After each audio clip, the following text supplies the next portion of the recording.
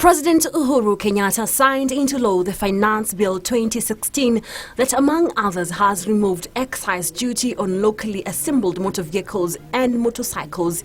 This has reduced the cost of new vehicles in a move to promote local production and competitiveness in the Kenyan car market. This comes after intense lobbying from the local assemblers who wanted government levies on locally made vehicles and motorbikes drastically reduced in the face of intense competition from cheap second-hand imports that were eating into their market. So if excise and the VAT are charged on the locally assembled motor vehicles, you can see these are 20% costs over and above the actual cost of production. But it's also good because if, let's say, the manufacturers, if they decide to export, and I believe this is one of the areas that the government is keen on, if the manufacturers export these motorcycles and vehicles to the rest of the region, Ethiopia, to Congo, to Uganda, to Tanzania, again, this becomes a source of foreign exchange for Kenya. And it's also good because it's going to lead to more employment.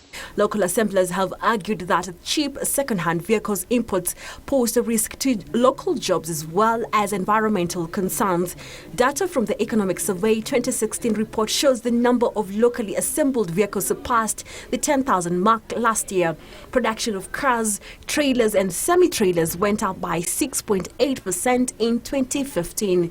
Other key amendments in the Finance Act 2016 include tax amnesty for taxpayers who have investments outside Kenya to reinvest back home, VAT exemption for park entry fees and tour operator services to promote tourism, and VAT exemption for inputs for manufacturer of animal feeds to reduce the cost of the feeds.